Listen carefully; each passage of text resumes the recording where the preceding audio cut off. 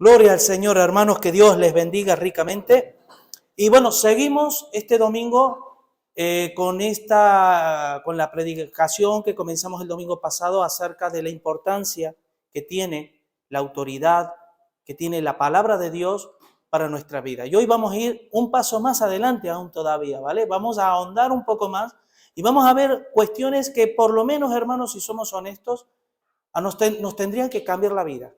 Nos tendría que revolucionar por dentro. A mí lo ha hecho Dios, no ahora, en su tiempo. Y eso fue lo que a mí hizo que me agarrara a Dios fuertemente. Y como decía el domingo pasado, hermanos, que miren, yo, hablando de la confianza, mi confianza hacia el hombre es plena. Amén, es plena. Yo me fío del hombre, amén. Pero tiene un límite. El límite, hermano, el único que deposito mi confianza para mi vida espiritual, en mi alma, es en Dios, en nadie más. Y a través de su palabra, amén. Y vamos a ver, miren, si se acuerdan, el domingo pasado ya hacía 4 preguntas, ¿vale? No vamos a analizar las 4, pero sí las vamos a ver, pero no las vamos a analizar punto por punto, pero ahora yo voy a lanzar 5 preguntas, ¿vale? Podríamos hacer muchas preguntas con respecto a la palabra de Dios, pero, por ejemplo, ¿está interesado Dios que haya escritura? Hemos visto que evidentemente que sí. Vemos desde el Génesis cómo Dios usó a Moisés para escribir la Torá, los 5 libros, el Génesis, Éxodo, Levítico, Número, Deuteronomio, cómo se escribieron los profetas mayores, los profetas menores, los salmos, los proverbios, y lo tenemos registrado hasta el día de hoy, gracias a Dios, que tenemos un registro de lo que sucedió, y no solo eso, sino del corazón de Dios. ¿Es fiable el Nuevo Testamento? ¿Por qué enfatizo el Nuevo Testamento? Porque luego vamos a ver, les voy a dar unos datos, hermanos, porque en el viernes, en la coinonía, se hicieron algunas preguntas, todas las preguntas buenísimas, ¿vale? Y algunas preguntas decía un hermano, pero usted, pastor, habló del Nuevo Testamento, ¿vale? Enfatizó el Nuevo Testamento. Entonces, ¿qué quiere decir? ¿Que yo el Antiguo Testamento lo tengo que tener ahí aislado y demás? No, hermano, para nada. Solo que nosotros somos fundamentados, nuestra vida espiritual, en base a la doctrina de los apóstoles y profetas que Dios dio, ¿vale?, a ellos para enseñarnos ese misterio que estaba escondido en la eternidad. ¿Cuál es el misterio? La salvación, que es la justificación por la fe, y la composición del cuerpo de Cristo que antes no existía, y otras muchas cosas más. ¿Es suficiente el Nuevo Testamento para una vida de piedad? ¿Contiene el Nuevo Testamento la doctrina de los apóstoles? Y en esta pregunta número 5 es ahí donde más vamos a desarrollar el tema. En esta pregunta que voy a formular ahora. ¿Qué representa para Dios su propia palabra? ¿Vale? Porque el hombre es volátil. Los seres humanos somos volátiles, hermano. Y como decía el domingo pasado, hoy tengo frío, mañana calor, hoy pienso una cosa, mañana hoy tengo ganas de venir a la iglesia, mañana no. Hoy amo al hermano, mañana no lo puedo, ya algo me ha hecho el hermano, que ahí estamos. Somos así, hermano, pero en Dios no hay sombra de variación. Él es el mismo, como dice Hebreos 13, el mismo ayer, hoy y por los siglos. Amén. Así que, ¿qué representa para Dios su propia palabra? Hermano, la palabra escrita evita que se genere herejías, que se genere puntos de vista personales. Evita la palabra escrita nuevas supuestas revelaciones que dicen que Dios está dando, ¿vale? El tener una revelación cerrada ya, eso implica, tiene la importancia, hermano, de que a lo largo de la historia y para tu vida y la mía, nosotros ya podamos discernir qué es de Dios y qué no es de Dios. Porque si yo me pregunto, hermano, si nosotros borramos la Biblia de la mano de los hombres y yo me presento como siervo de Dios y yo les hablo en nombre de Dios, ¿ustedes cómo pueden discernir que lo que yo estoy diciendo de Dios es de Dios o no es de Dios? ¿Cómo puede ser? Yo decía también el domingo pasado, hermano, ¿cuánta raíz de amargura, de rencor, de soledad, de tinieblas, y podría seguir los adjetivos, el hombre ha adquirido hacia Dios en el fondo por no conocer lo que Dios ha revelado? Porque ¿cuántos hombres, y ya me da igual la denominación, ¿vale? Lamentablemente, como decía Edo, hoy vivimos en un tiempo, y eso no excluye a la iglesia, a ninguna iglesia. Llaman bueno lo que es malo y malo lo que es bueno. ¿Y cuántas iglesias hay que hacen cosas en nombre de Dios cuando Dios lo dijo? Pero ¿de dónde sacaron eso? ¿Vale? Así que, hermanos, miren, el tema del Nuevo Testamento el Nuevo Testamento ha transformado más vida a lo largo de la historia que todos los libros escritos juntos. ¿Sabían que el Nuevo Testamento, sabían que la Biblia, hermano, ha transformado naciones enteras? Quiero recalcar esto, no existe, ni existió, ni va a existir ninguna nación que se la pueda considerar cristiana. Así como hay naciones islámicas, eso sí, pero nunca habrá ni hay naciones que se consideren cristianas, no la hay. Puede que haya naciones que sí se hayan acercado al cristianismo, sí que haya pueblos que hayan abrazado el cristianismo bíblico, porque hay dos tipos de cristianismo, el cristianismo bíblico y el resto. Pero el cristianismo bíblico hubo naciones que se dieron cuenta la tremenda autoridad, luz y revelación que tiene, el poder que tiene la palabra, que los mismos dirigentes se dieron cuenta que sus mismas constituciones fueron forjadas en base a estos escritos. Y fueron naciones que fueron libres, con todos sus defectos, con todas sus carencias. Recuerden que no eran naciones cristianas, eran naciones donde un grupo de personas entendieron que la palabra de Dios era lo más grande que había en la tierra. Lo pusieron en la práctica y fueron naciones que se desarrollaron, aunque luego, bueno, ya como siempre, ¿vale? No quiero entrar, pero aunque fueron yendo de mal en peor porque se fueron introduciendo un montón de otras cosas que hasta el día de hoy ya no tienen nada que ver con esas naciones que fueron forjadas en un principio, pero fueron naciones florecientes al punto que si ustedes se olvidan, si no nos olvidamos, Europa padeció una guerra, Segunda Guerra Mundial, que si no hubiera sido por esa nación, hoy estaríamos esclavizados o por el fascismo o por el comunismo. Solo quiero decirlo como punto, ¿vale? Fueron naciones libres, una nación libre que entendió que por medio de la Biblia Cristo nos hace libres. Conoceréis la verdad y la verdad os hará libres. Fueron naciones libres, los demás no eran libres, ¿vale? Pero eso como punto de esto. Miren, un hombre a solas, hermanos, con la Biblia en mano y lleno del Espíritu Santo puede revolucionar el mundo entero si Dios lo permite. Jesús solo necesitó de 11 discípulos, hasta 12 diría yo, porque Judas cumplió su rol también. Él tenía que cumplir su papel. 12 personas, y esas 12 personas revolucionaron el mundo. Si tú lees el libro de los Hechos 17 más concretamente, ¿sabes lo que decían de los discípulos? Estos que alborotan el mundo entero. ¿Y qué es lo que hacía que esa gente alborotara el mundo entero? El poder del evangelio, porque Pablo que decía, no me avergüenzo del evangelio porque es poder de Dios para salvación a todo aquel que cree. Hoy vamos a ver, hermanos, dijimos, ¿se acuerdan cuál es la centralidad de la palabra? Cristo. Si tú sacas a Cristo de la palabra de Dios, tanto del Antiguo como del Nuevo, si tú lo quitas, no te quedas casi con nada. Un mero libro de historia, que lo puedes conseguir, lo puedes ver en cualquier otra literatura, y poquito más. Si tú dejas a Cristo en la Escritura, ¿vale? Vas a encontrar un manantial de vida espiritual. Pero aún les digo más. La palabra es Cristo. Y aquí hay que puntualizar y hilar fino. ¿Significa que Dios, todo lo que es Dios, está contenido en las páginas de este libro? No. Pero todo lo que es Dios para revelar al hombre, sí.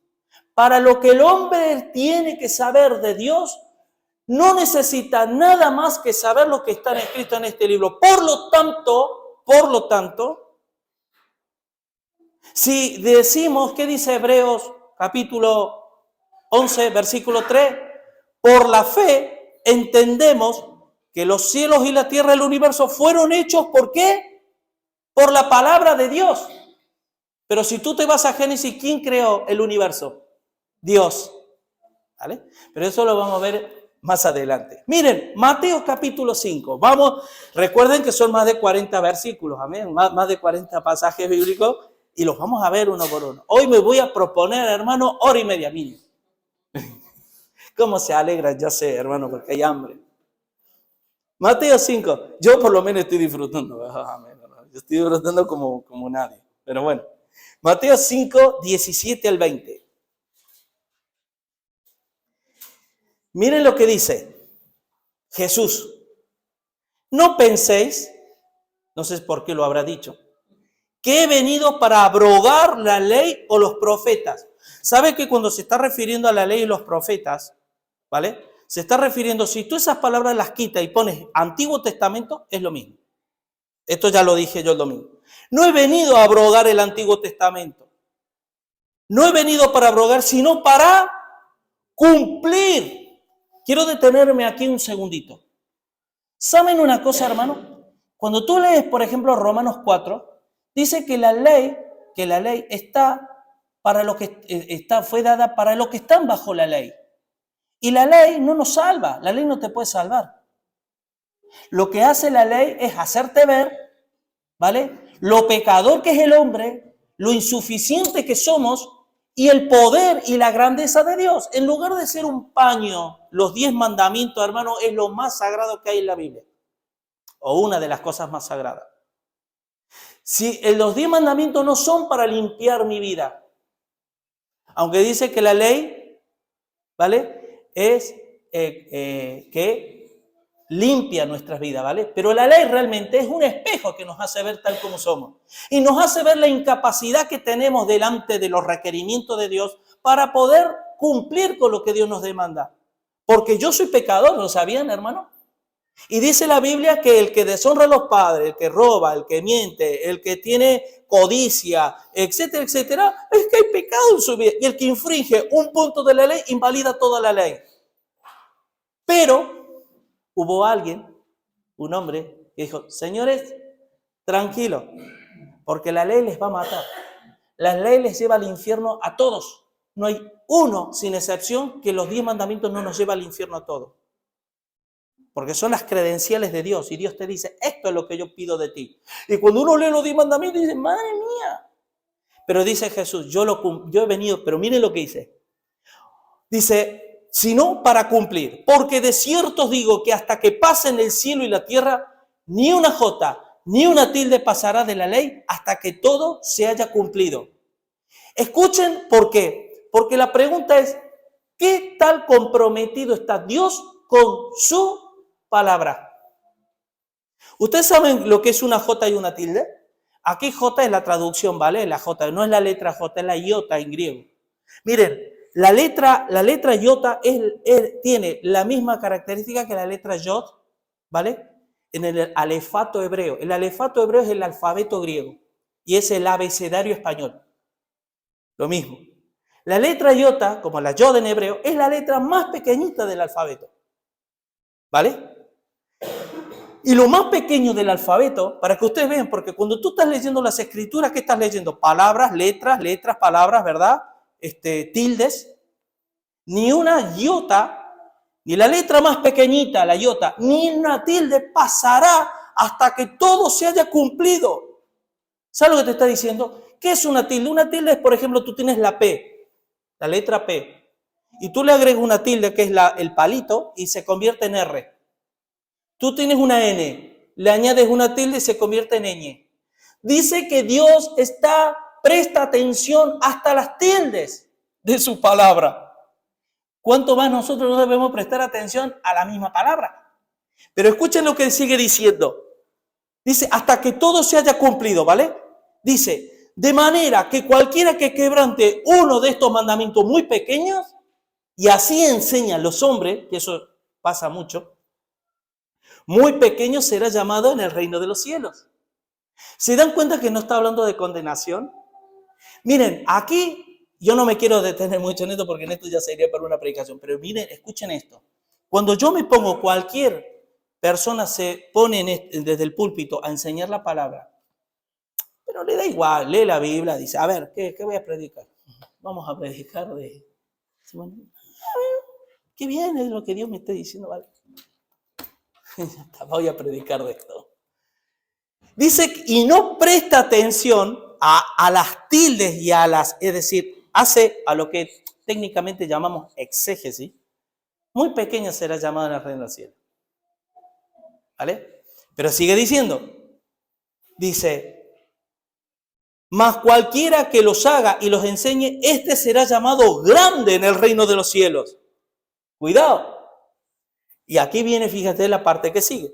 Porque os digo que si vuestra justicia no fuere mayor que la de los escribas y fariseos, no entraréis en el reino de los cielos.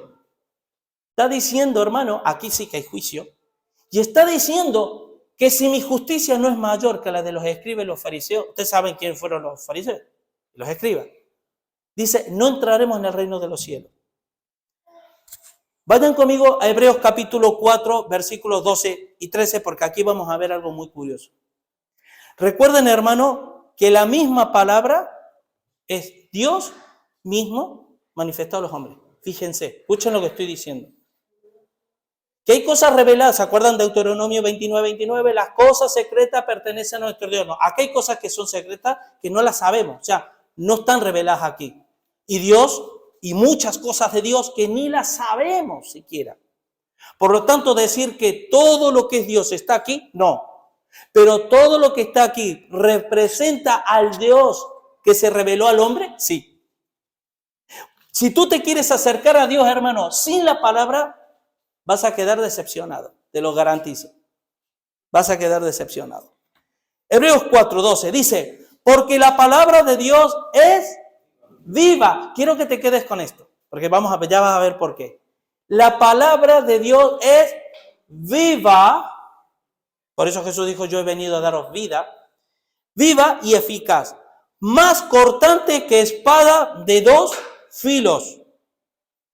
Y penetra hasta partir el alma y el espíritu. Escuchen esto. No hay elemento sobre la tierra que pueda persuadir al hombre en su pecado y en su manera de vivir, que la palabra de Dios, que como espada de dos filos, pueda penetrar a lo más profundo de mi vida y decirme a mí, Julio, tus pensamientos no son correctos. ¿Vale? Porque dice alma y espíritu. ¿Y qué es el alma y el espíritu? Lo sigue diciendo. Las coyunturas y los tuétanos. Viene a representar de manera fisiológica que las coyunturas son el alma y los tuétanos son el espíritu. Y seguimos adelante porque nos deja ahí. Discierne los pensamientos y las intenciones del corazón. El alma procede de los pensamientos, pero las intenciones del corazón procede del espíritu. De ahí que sobre todas las cosas guardadas, guarda tu corazón porque de él mana la vida. Y yo digo, ¿cómo puedo hacer para guardar mi corazón? ¿Cómo limpiará su joven su camino? ¿En guardar qué? Su palabra. ¿Vale? Entonces, y sigue diciendo, y no, miren, y pensamiento e intención en el corazón. Amén. ¿Está hablando de la palabra? ¿Sí o no? Y sí, es claro. Amén. Entonces, ¿por qué en el versículo 13, fíjense lo que dice? Y no hay cosa creada que no sea manifiesta en su presencia. No sé si se habéis dado cuenta que sigue hablando de la palabra, pero ahora la palabra tiene una presencia. No hay cosa creada que no sea manifiesta en su presencia. Que ante la presencia de qué vamos a estar en el día del juicio. Cogerá el Señor, abrirá los libros, cogerá la vara de medir y dirá, Ezequiel, sí, entra, venga, entra al reposo de tu Señor, tú entra. Eduard, que te ríes tú y que te metes mucho con los hermanos, pasa, venga. Y Juancito de atrás dirá, uy, Juancito, no puedes entrar tú, pero Señor, en tu nombre eché fuera demonios, en tu nombre profeticé, ¿cómo que no puedo entrar? Y los de aquí no te conozco de nada. Por eso Jesús dijo, vosotros ya estáis limpios por la palabra que yo os he hablado. La limpieza, que es santidad, está en guardar la palabra de Dios. ¿Y quieres que te diga un dato? 8 de cada 10 cristianos en el mundo entero son analfabetos bíblicos. Aunque hablen mucho de la Biblia y hablen de oídas, no son capaces de estudiar la Biblia y de tener una constancia diaria de un apego. ¿Se acuerdan el domingo pasado lo que les decía, hermano?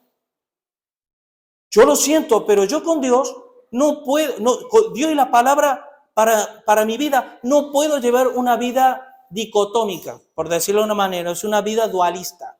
Yo no puedo decir, Señor, cuánto te amo, y no leer la Biblia en toda la semana. ¿Ustedes se imaginan decirle el marido a la mujer, o al revés? Ay, Sonia, imagínate, Sonia, cuánto te amo.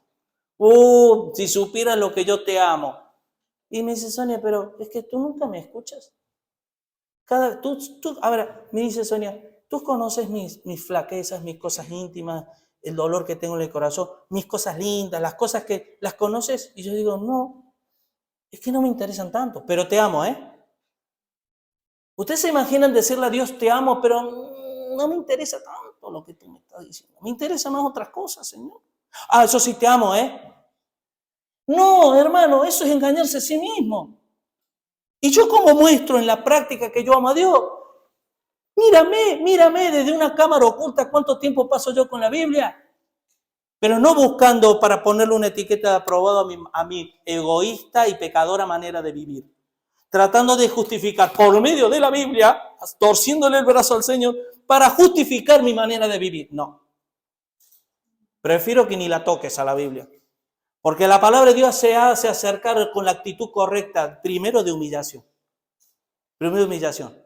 Porque quieren que les diga una cosa, y esto se los digo con conocimiento de causa, y les digo para el beneficio vuestro. ¿Qué es más importante? ¿El que está hablando la palabra de Dios o la palabra de Dios de la que está hablando el que habla la palabra de Dios? No sé si...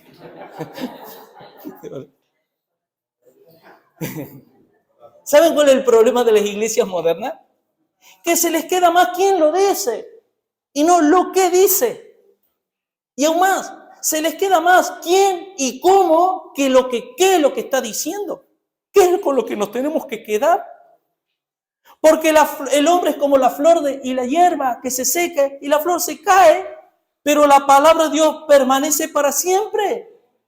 El hombre no es necesario, no somos indispensables ninguno, hermano.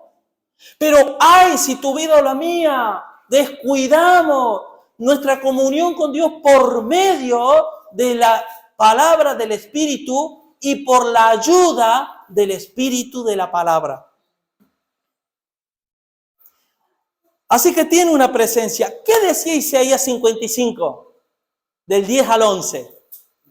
Porque como la lluvia y la nieve que riega la tierra no vuelve vacía, así será mi palabra, la cual no volverá vacía, sino que será prosperada y hará todo lo que yo quiera. Pero claro, su palabra, no palabra de hombre, en nombre de Dios, sino su palabra.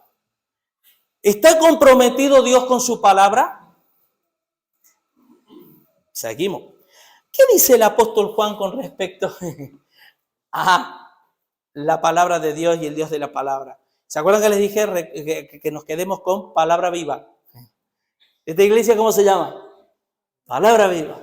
Amén. Se iba a llamar de otra forma, pero el Espíritu creo que fue Ariel que dijo, no, yo creo que palabra viva sería. No se lo reveló. Es que Timoteo va aprendiendo. Amén. Pero el tema palabra viva, porque los nombres al final no dicen nada, ¿vale? Pero si el nombre está puesto intencionalmente porque amamos la palabra de Dios, recobra vida, ¿vale? Y quiero que nos quedemos con esto. Miren, Apocalipsis 1:16, por ejemplo, dice, tenía en su diestra 7 estrellas, de su boca salía una espada aguda de 2 filos, y su rostro era como el sol cuando resplandece en su fuerza. Nosotros acabamos de leer Hebreos 4:2, ¿verdad? Que es como espada de dos filos que penetra. Bueno, en el día del juicio dice que Dios, en la visión, Juan vio a Dios con una espada que le salía de la boca, ¿vale? Pero miren, Juan, el famoso versículo de Juan, capítulo 1, y yo lo voy a leer tal cual, que no cambia prácticamente nada, simplemente una palabrita, pero es que esa palabrita recobra sentido.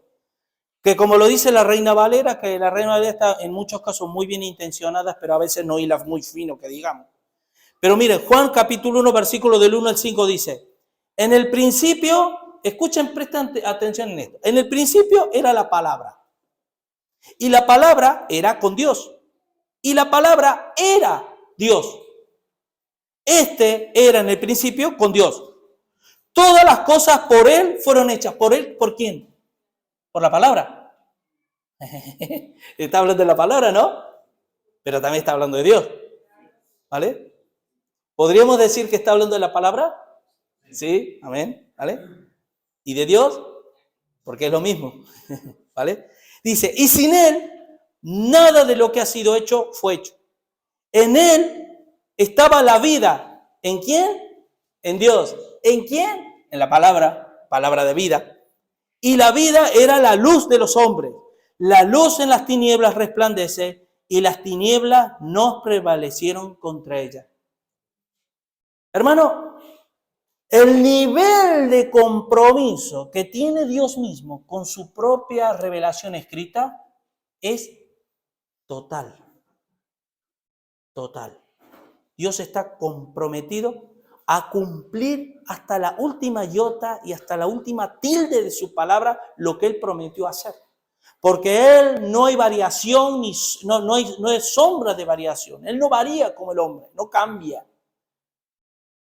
Así que, primera de Juan. Aquí acabamos de leer el Evangelio de Juan. Ahora vamos a leer la primera epístola de Juan.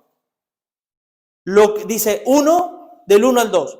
Lo que era desde el principio, lo que hemos oído, lo que hemos visto con nuestros ojos, lo que hemos contemplado y palparon nuestras manos. Eso ¿qué está diciendo al fin y al cabo? Testimonio, ¿vale? Era un testigo.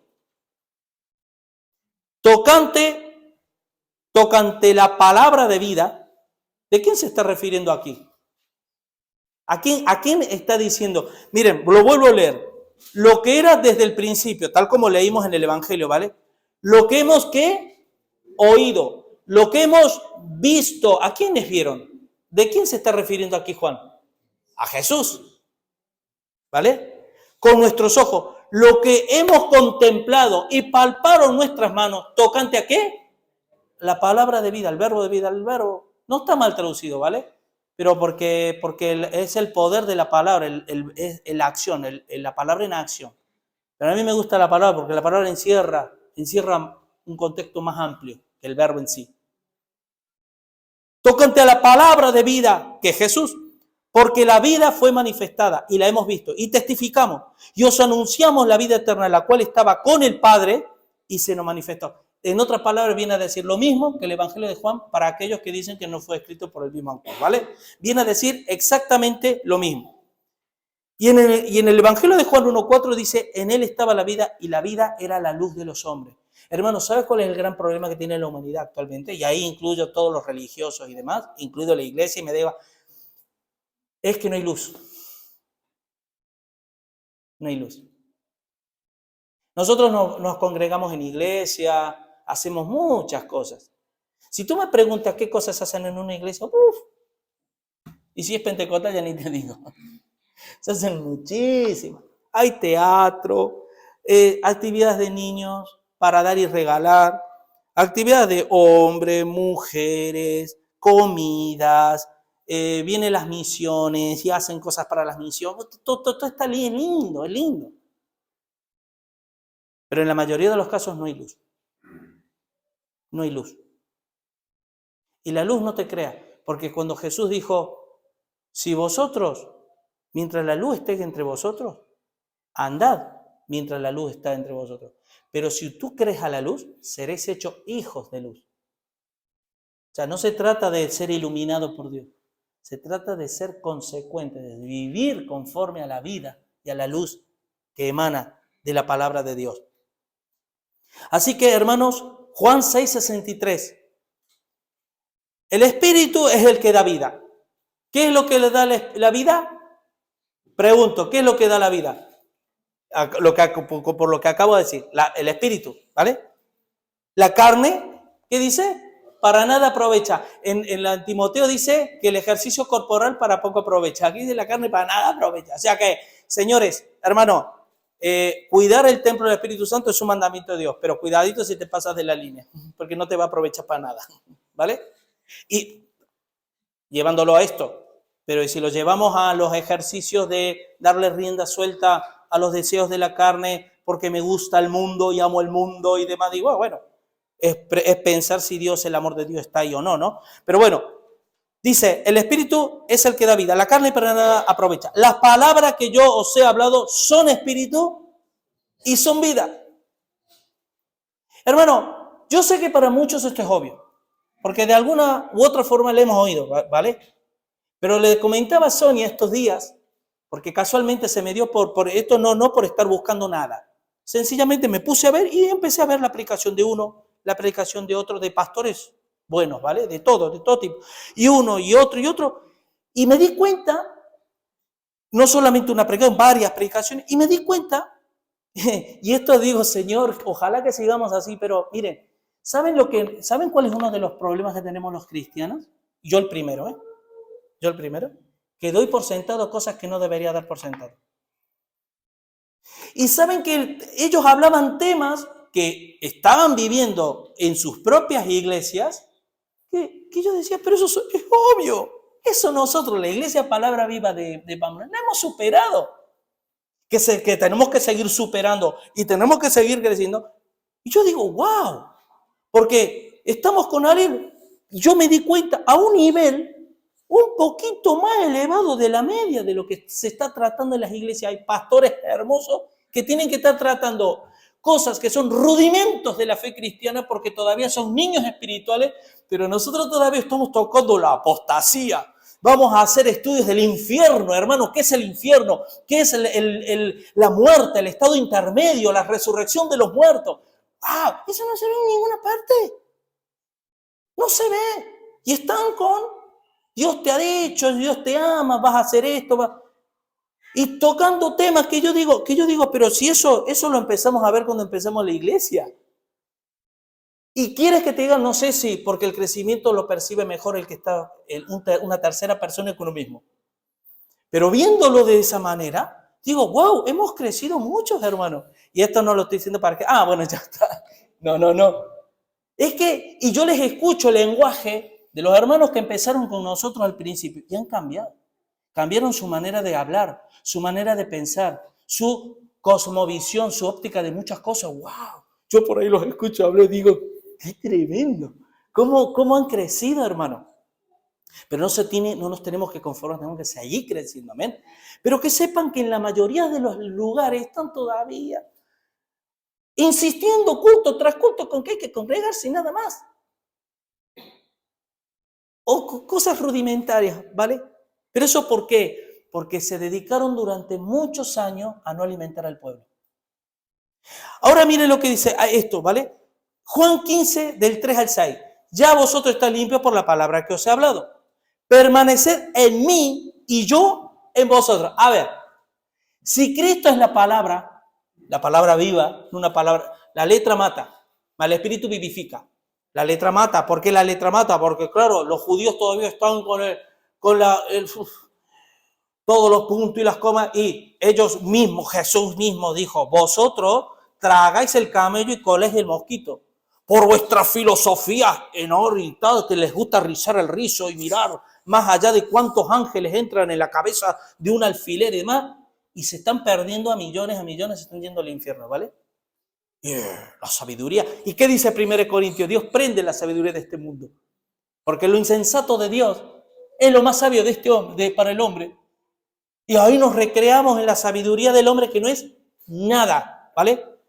Así que permaneced en mí y yo en vosotros. Claro, ¿qué dijo Juan 8? Si vosotros permanecéis en mi palabra, ¿qué significa permanecer? No es solamente saberla, es vivirla. Si vosotros permanecéis en mi palabra, seréis verdaderamente mi discípulo. Entonces, ¿por qué? Porque yo voy a permanecer con vosotros. Si Dios ve que tú tienes la actitud correcta de buscar en secreto a Dios, hermano, y no buscar al hombre como intermediario, sino a Dios como tu Señor y tu Salvador, y que coges la palabra de Dios y tú plama tu alma, inclina tu corazón en ella, Dios se va a acercar a ti. Y como decía, creo que Eduardo también, no, Ezequiel, creo, ya no me acuerdo, ya los años pasan. Ya no me acuerdo quién lo dijo, no importa. Es que hace sabio el sencillo. Y que aún te digo más factible es que la palabra de Dios revele, ilumine más a un hermanito sencillo que tiene una buena actitud hacia la palabra de Dios que el teólogo, experto en griego y hebreo. Que no estoy diciendo, estoy, ¿vale? Minimizando lo que es importante. Pero estamos llenos, hermano. Las iglesias están llenas de doctores de la ley. Pero también de pueblo ignorante, ¿vale? Necesitamos las dos cosas. Necesitamos maestros conforme al corazón de Dios y necesitamos un pueblo que ame a Dios de corazón y que ame su palabra, porque la verdad de Dios no viene por otros medios. Así que seguimos avanzando. No me doy vuelta, que no. ¿Sabían que yo nunca miro el reloj? Yo cuando veo después de la explicación, una horita, 2 minutos, 59 minutos, 50 minutos, 40 minutos, por ahí, una hora. No, hay que decir la verdad. Como un poco 55 minutos. Y de ahí a 1 hora 5, 1 hora 10, ¿verdad? Y nunca, no, yo nunca me salgo, pero porque interiormente es como que algo me está diciendo dentro, corta ya porque ya está, ¿vale? Y no de porque esté mirando raro, pero os digo, no sé, ya he perdido la noción del tiempo. Hoy sí que he perdido la noción del tiempo. Pero mire, a ver, hermanos, yo quiero que ustedes me ayuden. ¿Se acuerdan que el domingo pasado yo les dije, hermanos, quiero que me ayuden en unos textos bíblicos? Yo tengo un conflicto y yo necesito ayuda. Necesito que me ayuden. Yo se las voy a dar, pero yo quiero que el viernes, cuando nos reunamos, me digan, pastor, les vamos a ayudar con estos textos bíblicos, porque no, ¿vale? Entonces, por ejemplo, en el siglo IV de la era cristiana, se decide en un concilio, en el concilio de Éfeso, año 431, se decide que María era la madre de Dios, el famoso Theotokos, ¿vale?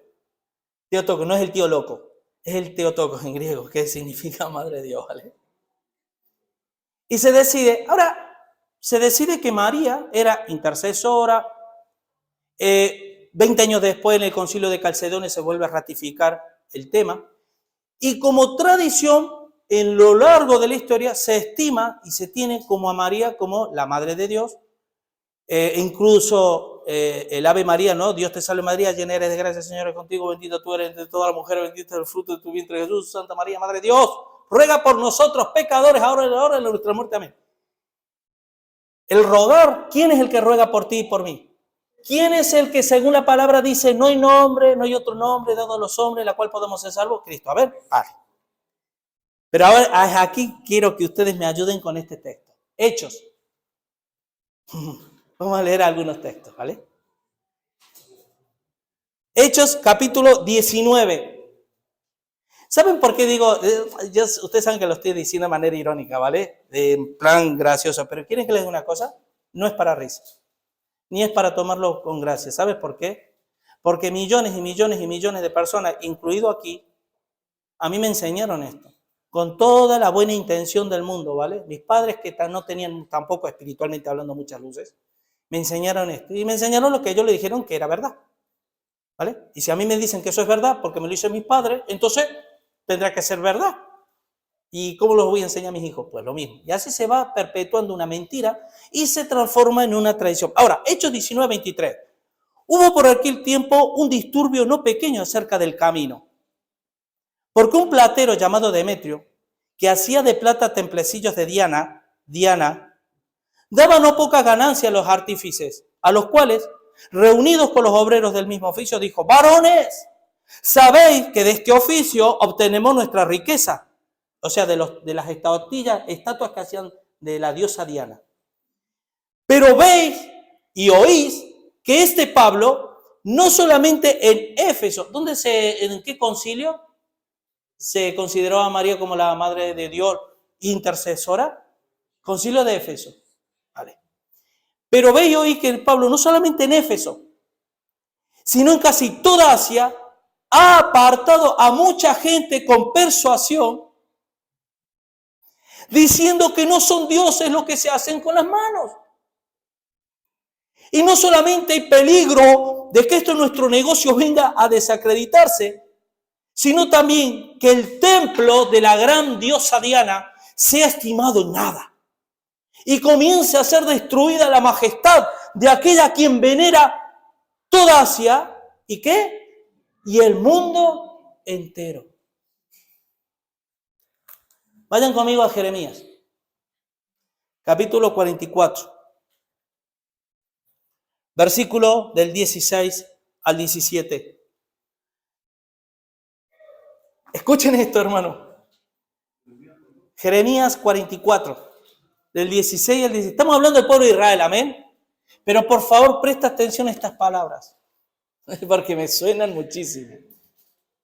Dice, lo voy a leer. Escuchen esto, presten por favor atención. Ya lo tienen, amén. La palabra que nos has hablado, es decir, Jeremías habló como profeta al pueblo, y el pueblo, estas palabras son del pueblo hacia Jeremías. La palabra que nos has hablado en nombre de Dios, no lo oiremos de ti. No lo oiremos de ti, sino que ciertamente pondremos por obra toda la palabra que ha salido de nuestra boca para ofrecer incienso a la reina del cielo,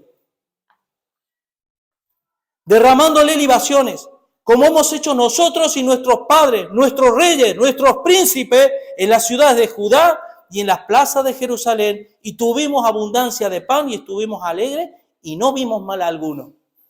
Hermano, ¿cómo se le considera hoy, y eso con todo respeto, hermano, a María, aparte de la Madre de Dios, como la reina del cielo?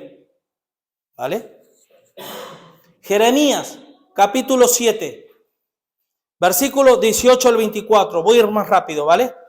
Los hijos recogen la leña, los padres encienden el fuego. Escucha, los hijos involucrados en la idolatría, los padres involucrados en la idolatría encendiendo el fuego, las mujeres amasando la masa, porque era un jolgorio, una fiesta, como las fiestas florales que yo he visto en el Pilar, en Zaragoza, que media ciudad está abocada a esa idolatría, para hacer tortas a la reina del cielo y para hacer ofrenda a dioses ajenos.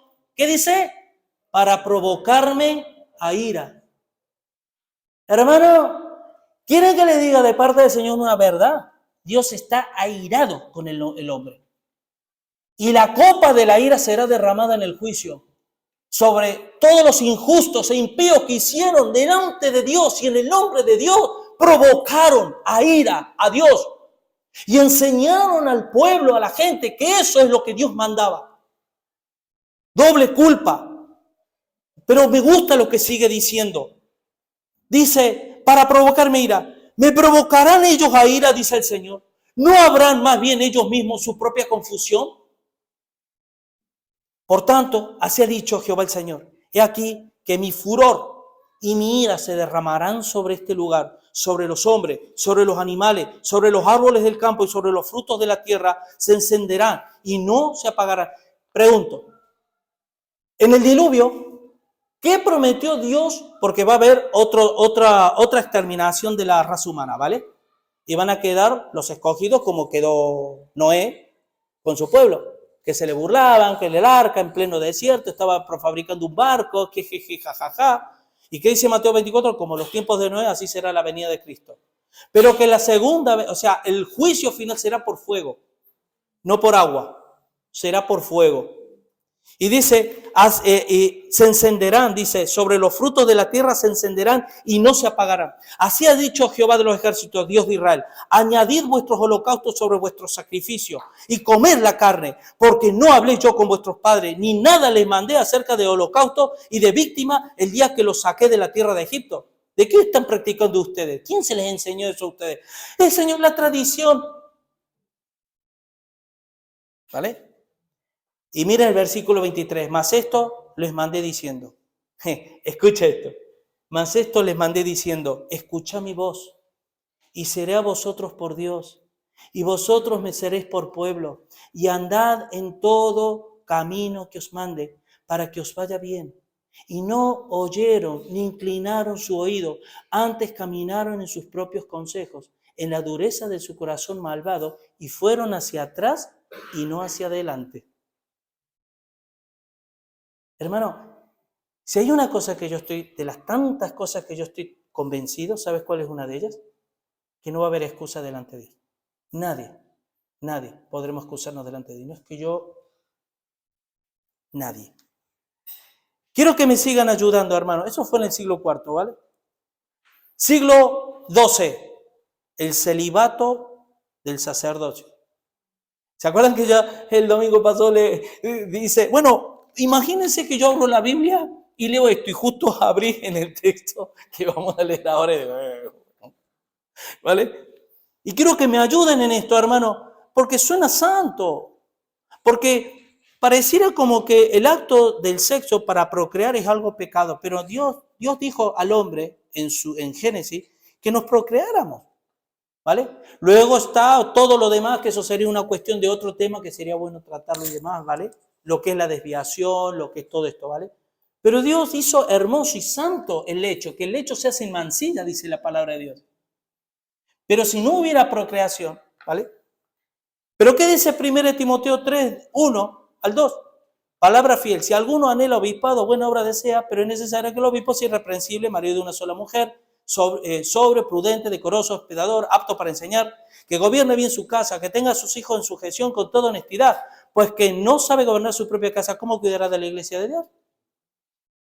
Y lo digo con todo respeto, hermano, lo digo con todo respeto, lo digo de verdad. No es de extrañar el nivel de pederastia que existe hoy en según qué círculos, hermano. Obvio, porque el don de continencia es un don que te lo da Dios. No lo tomo yo porque quiero. No es un camino que yo decido. El don de continencia es un don sobrenatural que Dios no se lo da a nadie más que al que Dios quiere. Y que se supone que el apóstol Pablo lo tenía. Pero Pedro no tenía el don de continencia y tenía suegra. ¿Vale? Porque lo habla, tenía suegra. Y yo me supongo que por los viajes misioneros, porque Pablo era pim, ven aquí, allá, venga, sin familia. Para que no es una hermosa atadura, pero es una atadura. Pero hermosa. ¿Vale? Ya quisiera yo tener. Bueno, yo tengo una atadura hermosa en mi vida. Y se ríen, que son tremendos. Hermano, siglo XIII, vamos avanzando en la historia. Se declara la enseñanza de la transustanciación. Y aquí yo quiero ahondar un poquito, porque hay unos textos que muchas veces no se toca este tema, yo por lo menos no lo he oído, ¿vale? Para el que no sepa lo que es la transustanciación, la Eucaristía. Para el que no sepa, la Eucaristía significa acción de gracia, ¿vale? Cuando nosotros participamos de la mesa lo que le llamamos Santa Cena, pero es participar. Incluso nosotros, hermanos, hay cosas que no le hemos reformado. Porque quieren que les diga una cosa. Si tú lees en las Escrituras qué era la participación del pan y del vino, ¿qué era? Comida. Dice, no se apresuren, esperen a que otros hermanos lleguen para comer, disfrutar entre los hermanos. Y una vez que estamos comiendo, dialogando, disfrutando demás, señores, vamos a participar en este momento, ¿vale? Pero escuchen esto. Juan 6, del 56 al 58. Que sepa que este texto no tiene nada que ver con la cena del Señor. Aquí no está hablando de la cena del Señor. Pero yo quiero decirles una cosita. Miren, esto, palabra de Jesús. El que come mi carne y bebe, también habla de beber, y bebe mi sangre, en mí permanece. ¿Se acuerdan cuando Jesús dijo cuál era la condición para permanecer en él? Estar es decir, en su palabra. Si ustedes permanecen en mi palabra, ¿vale? Dice, en mi sangre, en mí permanece y yo en él. Como me envió el Padre viviente y yo vivo por el Padre, asimismo el que me come, él también vivirá por mí. Este es el pan que descendió del cielo. No como vuestros padres comieron el maná y murieron. El que come este pan vivirá eternamente. Pregunto, porque esto necesito que ustedes me ayuden. Pregunto, ¿qué significa cuando en Mateo 4:4 Jesús dijo, escrito está, no solo de pan vivirá el hombre, sino de toda palabra que sale de la boca de Dios? Pregunto, ¿será quizás que Jesús en una de sus analogías se puso a él como la palabra viva, como Cristo es la palabra viva, quien come mi palabra, porque no solo de pan vivirá el hombre, sino de toda palabra que sale de la boca de Dios, permanecerá para siempre y vivirá? ¿Será que Jesús cuando dijo el que me come, estaba diciendo el que permanece en su palabra? ¿Por qué? Porque saben, hermanos, que para permanecer en la palabra hay que comer la palabra. Tú te tienes que alimentar de la palabra, hermano, tienes que comer, te tienes que nutrir, porque el alimento sólido son para los que han alcanzado madurez. Hay que comer, ¿vale? Pero, entonces, pregunto, 1 Corintios 12:13, y otra pregunta. Si dice que por un espíritu hemos sido todos bautizados en un espíritu, sean judíos, sean griegos, sean esclavos, sean libres, y a todos se nos dio ¿a qué? A beber. Pregunto, si a Cristo en la Eucaristía se puede comer literalmente, que eso es lo que se enseña, ¿yo puedo beber literalmente del espíritu? Literalmente me refiero. O de manera simbólica. Ni de manera simbólica. El espíritu se vive, es una analogía que hace, porque bienaventurado el que tiene hambre y sed de justicia, porque ellos serán saciados. No se trata de rituales. No se trata, hermano, de que si tú, tanto en el bautismo en agua, como en la participación de los panes, según si tú lo haces, es como que Dios te dice, ven, siervo fiel. No, hermano. Nosotros esas cosas se hacen a posteriori, no a priori. Es decir, por mi vida de obediencia, parte de mi vida de obediencia es esto. Pero no es al revés. No es que yo lleve una vida como un diablo y yo llego el domingo y participo, entonces yo ya he sido perdonado por Dios por haber participado, por llamarlo de alguna manera, algún sacramento. Por llamarlo de alguna manera. No, hermano. Eso es engañarnos a nosotros mismos. A ver, así que esta es la cuestión, hermanos, que no solo de pan vivirá el hombre, sino de toda palabra que sale de la boca de Dios. Siglo XIX, cuando se declara la infalibilidad papal. Hermano, miren, acompáñenme a Gálatas capítulo 1, versículo 6, porque a mí me crea un conflicto esto. Aquí no hago caso. Estoy maravillado, dice Pablo, de que tan pronto os hayáis alejado del que os llamó por la gracia de Cristo para seguir un evangelio diferente. No que haya otro, sino que hay algunos que os perturban y quieren pervertir el evangelio de Cristo. ¿Vale? Mas si aún nosotros, o sea, los apóstoles, o un ángel del cielo, os anunciare otro evangelio diferente del que os hemos anunciado, ¿cómo sabemos nosotros cuál es el evangelio verdadero si solamente hay una transmisión oral? Dice, sea anatema, es decir, maldito. Como antes hemos dicho, también ahora lo repito, si alguno os predica diferente evangelio que habéis recibido, sea anatema. Pues, ¿busco ahora el favor de los hombres o el de Dios? ¿O trato de agradar a los hombres? Pues si todavía agradara a los hombres, no sería siervo de Cristo. Mas os hago saber, hermano, escuchen esto, que el evangelio anunciado por mí, dice Pablo, no es según hombre. Pues yo ni lo recibí, ni lo aprendí de hombre alguno, sino por revelación de Jesucristo. Ahí pone la firma. Vengo yo, que soy más listo que Pablo, 2000 años después, y digo, yo ahora voy a amplificar lo que Pablo quiso decir. ¿Vale? Y no tiene peso. Así que, hermanos, Eh, voy a concluir. voy a concluir. ¿Ustedes saben lo que es un silogismo? Silogismo es como una expresión que lleva su propia lógica, que se cae, su propio peso, por una cuestión de que si 2 más 3 son 5, 3 más 2 también son 5, ¿vale? Pues yo les voy a decir un silogismo de Dios. Si Cristo es la palabra, y la palabra es el Espíritu es Dios. Y si el Espíritu es Dios, por tanto, la palabra es Dios. Esto no me lo reveló a mí, no, ¿vale?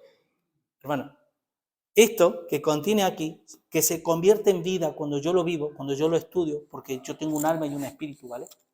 Y el contenido contiene un espíritu también. Cuando yo lo leo porque tengo hambre y sed de Dios, eso se convierte en vida, en mi vida. Y quiero terminar en Juan, este es el último versículo. Y antes de leer esto, quiero decirles una cosa, hermano, para terminar, para que lo sepamos, ¿vale? Porque sé que la mayoría, esto que voy a decir, creo que no lo sabe. Nosotros siempre hablamos con Ariel de doctrina, de sana doctrina, ¿vale? Y nosotros vemos la distinción que hay de una iglesia a otra. Se suele decir, y presta atención en esto lo quiero decir como para matizar, ¿vale? Se suele decir que las iglesias protestantes son como un abanico de iglesias de cada uno de su padre y de su madre. Te tengo que decir que no es así. Dos cosas importantísimas. Primero, un error garrafal que se cometió y se sigue cometiendo hasta el día de hoy es que como a principio y más sobre todo a mediados del siglo XX, empezaron a pulular y a crecer iglesias que se autodefinían como protestantes evangélicas, nunca fueron ni protestantes ni evangélicas, ¿vale? Hablaban de Dios, te enseñaban ciertas cosas, pero para el que no está versado es lo mismo, ¿vale? Pero las iglesias evangélicas, realmente las que son evangélicas, las que tienen la raíz en el protestantismo, no diferimos prácticamente en casi nada. Podemos diferir en las formas, pero no en el fondo. Creemos en la justificación por la fe, creemos que Cristo es mediador, el único mediador, creemos que es nuestro Señor y Salvador, creemos que la palabra de Dios es la máxima autoridad en fe y conducta, lo creemos exactamente lo mismo, pero luego uno lo viven así, otros lo vivimos así, pero creemos lo mismo. ¿Y sabes gracias a qué? A que tenemos un ancla en nuestra alma que no nos deje ir ni más allá ni más acá. Puede que no me gusten las formas de ciertas iglesias, pero tengo que considerar, y les voy a decir como botón de muestra, un ejemplo. Para los que no saben, yo tengo un hermano que es pastor pentecostal. Y hay algunas doctrinas secundarias que no estamos de acuerdo, ¿vale? Secundarias. Pero quieren que les diga una cosa, y eso se lo manifestaba a Sonia, cada vez que yo hablo con él, y no son pocas veces, me doy cuenta que hay un mismo espíritu, un mismo sentir, un mismo parecer. No hay oposición en nada. No es que yo pienso, no es que tú piensas, nada. Y yo vengo de una iglesia pentecostal, y yo sé que hay millones de hermanos. Como esos, también hay muchos hermanos católicos que son hermanos nuestros. Lo único que tienen que es que salir de un sistema que es tóxico, un sistema que no, porque es una institución tanto religiosa como estatal, porque es un gobierno que tiene su sede, pero son hermanos nuestros. Yo, por la gracia de Dios, me he topado con hermanos, yo soy católico, y nos ponemos a hablar el mismo sentir. Digo, pero hablo de doctrinalmente, ¿eh? Luego me pongo a hablar con un pentecostal y lo mismo. Entonces, ¿qué está pasando aquí, hermanos? Cuidado, porque la verdadera iglesia no tiene nombre ni apellido, ¿vale? La verdadera iglesia es el sello del Espíritu Santo que te sella, y solo Dios sabe, porque conoce y sondea los corazones. Y que yo puedo decir, bueno, hermano, de las iglesias evangélicas, ¿cuántos son? Yo qué sé, 100 millones. Bueno, de los 100 millones, a lo mejor 70 millones van al cielo. Y los otros 30 no van, aunque hayan estado. De la iglesia católica, ¿cuántos son? 1.500 millones. Bueno, a lo mejor van 100 millones. El resto, porque no quisieron ver o no, no se van. Pero esos 100 millones se van con Dios. ¿Se dan cuenta? Esto lo tengo que decir, hermanos, para no caer en el error del denominacionalismo, ¿vale? Del dogmatismo. Termino con este pasaje, Juan 12. Yo la luz he venido al mundo. 14, 46 al 50. Dice Jesús, yo la luz he venido al mundo, para que todo aquel que cree en mí no permanezca en tinieblas. El que oye mis palabras y no las creyere, yo no le juzgo, porque no he venido a juzgar al mundo, sino a salvar al mundo. El que me desecha y no recibe mis palabras, tiene quien le juzgue. Tiene quien, no dice tiene que. Tiene quien le juzgue. ¿Quién es ese que le va a juzgar? Si Jesús, a ver hermano, si Jesús no ha venido a condenar, sino a salvar. Y Jesús dice, a mí el que me desecha, yo no le voy a juzgar, pero tiene quien le juzgue. ¿Qué dice? La palabra que he hablado, ella le juzgará en el día postrero. Porque yo no he hablado de mí mismo, mas el Padre que me envió, Él me dio mandamiento de lo que he de decir y de lo que he de hablar. Y sé que su mandamiento es vida eterna. Así que lo que yo hablo, como el Padre me lo ha dicho, así habla. Hermano, para quien que me esté escuchando, tanto en las redes como vosotros mismos, ¿vale? Si todavía no ha despertado, no te ha iluminado Cristo, el Cristo de las Escrituras, no el Cristo de la invención humana o de Hollywood, el Cristo de la palabra en tu corazón, entonces Dios no te ha resplandecido todavía. Cristo, el único mediador, el único nombre que ha dado, el único que cuando venga por segunda vez, no vendrá como un pollino o un asno, sino vendrá como Rey de Reyes y Señor de Señores, en la cual, que esto alguna vez lo he dicho, ¿ustedes me pueden explicar cómo en Apocalipsis se le menciona a Cristo como la ira del Cordero? La ira del Cordero. Ese corderito que vino es como el Cordero de Dios que quita, no cubre, sino quita el pecado del mundo. Ese corderito vendrá como Rey de Reyes, Señor de Señores y en su ira. Y la copa de la ira será derramada sobre todos aquellos que fueron enemigos de la cruz de Cristo. Amén. Vamos a orar. Señor, Padre Santo, bendita es tu palabra, Dios mío. Cuántas gracias te doy por tu palabra, Señor. Mi Dios, si hay algo que en esta tierra, si quedara solo, Señor, si quedara solo, Padre, lo único que te pediría es que solo me des la Biblia en mis manos, Señor. Es lo único que necesito para vivir en esta tierra, Señor. Tu palabra, Señor, como dice tu palabra, Señor, que lumbrera es a mi camino tu palabra, mi Dios. Gracias te damos, gracias te doy por tu palabra, Señor, que ilumina nuestras vidas, nuestros corazones, Señor, que es la que recibimos gracia sobre gracia, que es la que recibimos tu amor, que es por el medio por la cual tú te muestras a nuestros corazones, Señor. Gracias por haberte implicado en haber preservado tu palabra en el transcurso de los siglos, Señor, hasta el día que hoy lo podamos tener en nuestras manos, Señor. Y perdónanos porque vivimos en una época que tenemos todas las versiones, tenemos toda la Biblia, tapa dura, tenemos todo lo que se pueda pedir. Pero yo te pido que tu palabra, Señor, más allá de tenerla en una estantería, Dios mío, lleno de polvo, que tu palabra sea grabada en nuestros corazones, Señor, porque solo ahí, Señor, es cuando tú te complaces de tu pueblo, Dios mío. Como dijiste, Señor, cuando nuestro Señor Jesús fue bautizado, en Él tengo mi complacencia, a Él oír. No queremos oír a nadie más que no sea a Jesucristo a través de su misma palabra, Padre. Gracias te doy por todo. En el nombre de Jesús. Amén y amén. Que Dios les bendiga, hermanos.